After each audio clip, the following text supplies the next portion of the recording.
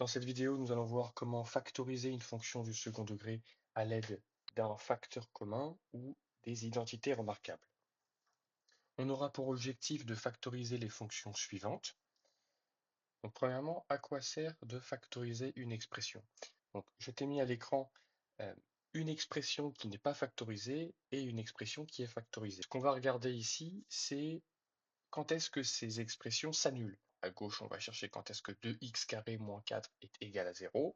Et de l'autre côté, quand est-ce que 2x facteur de x moins 2 est égal à 0. Et on va voir ici que la forme factorisée est bien utile comparée à la forme qui n'est pas factorisée.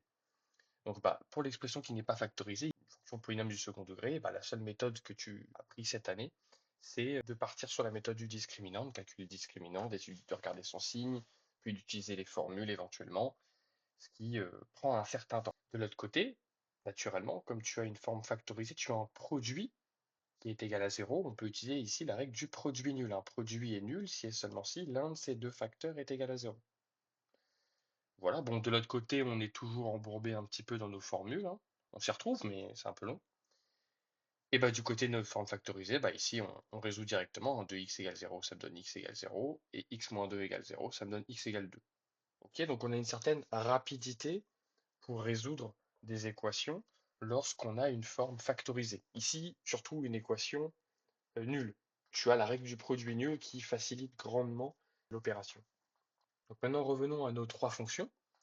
Donc on aura besoin des identités remarquables. Ici, dans nos identités remarquables, à gauche des égalités, on a les formes factorisées et à droite, on a les formes développées. Okay, donc si on va chercher à factoriser avec nos identités remarquables, on va chercher à passer des membres de droite aux membres de gauche. Ici, on a des formes développées et là-bas, on a des formes factorisées. Donc si on cherche à factoriser, on cherche à passer de la droite vers la gauche. Donc premièrement, on va d'abord regarder, pour factoriser, si on peut voir apparaître un facteur commun avant d'utiliser nos identités remarquables. Okay, c'est bien plus rapide. Donc on va regarder dans chacune de nos trois fonctions. Donc dans la première fonction, je regarde s'il y a un facteur commun dans chacun de mes membres. Bon, alors 9x carré, c'est 9 fois x fois x. Okay, et dans 1, c'est 1. Okay, il n'y a pas de facteur commun entre 9x carré et 1. Donc ici, je ne peux pas factoriser à l'aide d'un facteur commun. Si je regarde pour h, par exemple, donc ici x carré, ok, 2x, bon là j'ai x en commun, sauf que là-bas 1, il n'y a pas de x dans 1. Donc il n'y a pas de facteur commun dans mes trois membres. Donc je ne vais pas pouvoir factoriser à l'aide d'un facteur commun. Par contre, si je regarde ma fonction g qui est au milieu, je vois que 3x carré et x, j'ai x dans chacun des deux membres. Donc là, je t'ai décomposé. 3x carré, c'est 3x fois x. Et x, c'est 1 fois x. Donc ici, on voit qu'on a x en commun. Donc on va factoriser par x. Donc je mets x en facteur.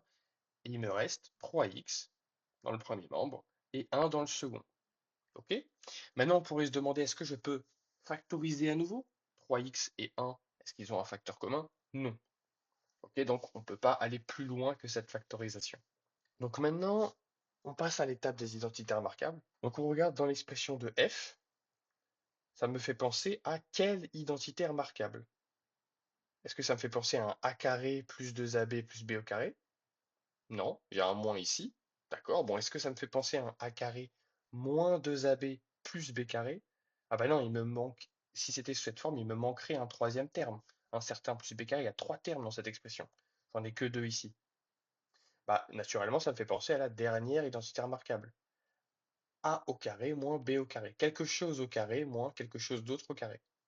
J'ai déjà un carré ici, moins quelque chose là-bas. Ok, donc on va chercher à appliquer à factoriser à l'aide de cette identité remarquable dans ma première fonction. Donc déjà pour ce faire, il faut identifier qui est A. Donc il faut que j'ai en début d'expression A au carré, quelque chose au carré. Bon, moi j'ai 9x au carré. Alors ici, il ne faut pas se tromper. Le carré que je vois ici, il est valable que pour le x. C'est pas 9x qui est mis au carré. C'est 9 fois x au carré. Ok, donc première étape, c'est de transformer ce 9 fois x au carré en une seule chose au carré. Donc pour ce faire, il faut regarder 9, c'est le carré de quoi? Donc 9, je peux l'écrire comme 3 au carré. Et cette fois-ci, j'ai bien 3 au carré fois x au carré. Je peux bien dire que ça me fait 3x au carré. 3x le tout au carré. Donc j'ai bien quelque chose au carré moins 1, on l'a recopié à chaque étape, mais 1, je peux l'écrire comme 1 au carré. 1 au carré, ça fait 1. Et j'ai naturellement mis des couleurs ici pour faire apparaître le fait que là, j'ai bien a au carré moins b au carré. Donc on identifie a comme étant 3x et b comme étant 1. Donc je vais pouvoir utiliser cette troisième identité remarquable dans le sens de la droite vers la gauche et j'obtiens a plus b, le fameux a plus b, facteur de a moins b. A moins b. Donc en ayant remplacé a par 3x et b par 1. Et donc là, j'ai factorisé. Je me retrouve avec 3x plus 1, facteur de 3x moins 1. Ok? Très bien, j'espère que tu as compris cette étape. Donc maintenant, on va passer à notre fonction h. Pareil, on va se demander, cette expression de la fonction h me fait penser à quelle identité remarquable? Bon, ça me fait plus penser à un a carré moins b au carré. Ici, il y a trois membres dans mon expression, donc c'est pas ça. J'ai un x carré moins quelque chose, donc ça me fait penser à ma seconde identité remarquable. Bon, bah naturellement, on identifie que le a au carré, c'est x au carré, donc a vaut x. Ensuite, ce moins 2x, il faut que je l'écrive comme moins 2 fois a fois b. Ce que j'ai fait ici, le 2x, le 2, bon, c'est le 2 de mon identité remarquable. A, on a dit que pour nous, c'est x. Et ensuite, il faut trouver qui vaut b. Bah, 2x, c'est 2 fois x fois 1. Donc b vaut 1. Et donc pour utiliser cette identité remarquable, il aurait fallu qu'à la fin j'ai un plus b au carré, donc un plus 1 au carré. C'est le cas. 1, c'est bien 1 au carré. Donc pareil, là ici je t'ai mis le code couleur pour qu'on se repère bien avec nos identités remarquables. Donc ici, je remarque que je peux directement appliquer ma seconde identité remarquable avec a qui vaut x et b qui vaut 1. Et donc ça va me faire a moins b au carré.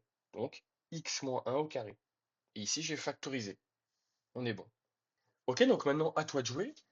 Je te laisse mettre sur pause la vidéo et essayer de traiter, comme on l'a fait dans les cas précédents, les deux fonctions à l'écran, en regardant dans un premier temps si tu peux trouver un facteur commun.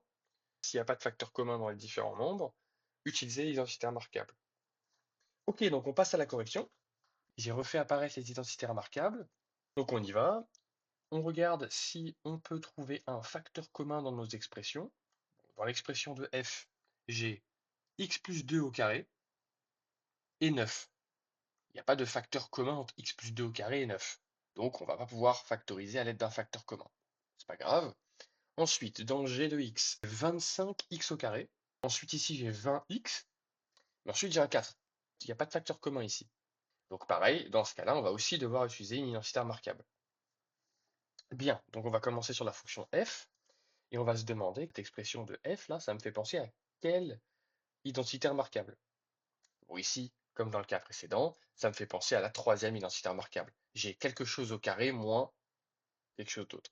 Ça me fait penser à a au carré moins b au carré. Maintenant, reste à trouver qui vaut a et qui vaut b. Bon, ici, le travail sur a est déjà fait. Ici, a, bah, naturellement, c'est x plus 2. Ok, j'ai x plus 2 le tout au carré. Bah, donc, c'est que a vaut x plus 2. Mais par contre, ce 9, il faudrait que je le transforme en quelque chose au carré. Bah, 9, c'est quoi au carré? C'est 3 au carré. Donc, je t'ai remis le code couleur comme tout à l'heure. Donc là, j'ai x plus 2 au carré. Ça joue le rôle de mon a au carré. Donc, ici, x plus 2, c'est a. Ça joue le rôle de a. Moins 3 au carré, ça correspond à mon moins b au carré. Donc ici, 3 joue le rôle de b. Donc je peux factoriser à l'aide de cette identité remarquable. Je passe de la droite vers la gauche.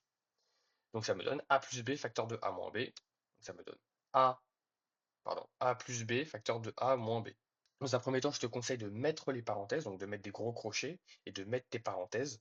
Donc là, on a fait le plus dur, mais attention, il ne faut pas faire d'erreur de signe à partir de là. Donc je peux retirer mes parenthèses, je n'ai pas de moins devant mes parenthèses. Donc finalement, ça me donne x moins 1 facteur de x plus 5. Ok, très bien. Maintenant, on va se pencher sur la fonction g de x. On va se demander son expression me fait penser à quelle identité remarquable. Bon, ici, j'ai un terme en x au carré, moins un terme en x, plus quelque chose. Bon, bah là, ça me fait penser à la seconde identité remarquable, a au carré moins 2ab plus b au carré. Donc il faut déterminer qui joue le rôle de a, ici. Attention, comme tout à l'heure, il ne faut pas se tromper. Ce carré ici, il est valable que pour le x. Ce n'est pas 25x qui est mis au carré. Donc ce n'est pas 25x qui joue le rôle de a. Il faut faire un petit travail au préalable et se demander 25, c'est quoi au carré? 25, c'est 5 au carré. 5 fois 5, 25. Et maintenant, quand j'écris 25 sous la forme 5 au carré, bah, j'ai 5 au carré fois x au carré, ça me fait 5x au carré. Donc là, oui, là, on a bien quelque chose au carré. 5x jouera le rôle de a. Très bien. Maintenant, il faut que ce moins 20x, je l'écrive comme moins 2 fois a fois b. A, on sait déjà que c'est 5x. OK? Donc il faut que je fasse ressortir ce a, donc ce 5x, dans ce 20x. Donc 20x, je peux l'écrire comme 4 fois 5x. Donc déjà, j'ai fait apparaître mon a dans mon 2ab. Maintenant, il faut que ce 4, je le casse en deux morceaux et que je fasse apparaître mon 2. Et ce qui reste, bah, ce sera b. Donc là, j'ai 4 fois 5x. Bah, le 4, c'est 2 fois 2. Donc je garde un 2 qui joue le rôle de ce 2 dans l'identité remarquable, et l'autre 2, bah, ça joue le rôle de b. Ok, donc ici b vaut 2. Donc pour utiliser cette identité remarquable, il faudrait qu'en fin d'expression, j'ai un plus b au carré, donc un plus 2 au carré. Bah, c'est le cas. J'avais toujours un petit 4, et il s'avère que 4, c'est bien 2 au carré. Donc pas de souci. J'ai bien exactement l'expression qu'il me faut pour utiliser mon identité remarquable. J'ai bien a au carré moins 2ab plus b au carré, avec 5x qui joue le rôle de a et 2 qui joue le rôle de b. Donc en factorisant, donc en passant de droite vers la gauche dans mon identité remarquable, ça me donne a moins b au carré. Donc 5x moins 2 au carré. Donc maintenant, les points sur lesquels il faut faire attention, évidemment, connaître ces identités remarquables. Si on veut factoriser à l'aide des identités remarquables, eh ben, il faut les connaître, hein. Et surtout, bien garder en tête, pour factoriser, tu vas les utiliser de la droite vers la gauche.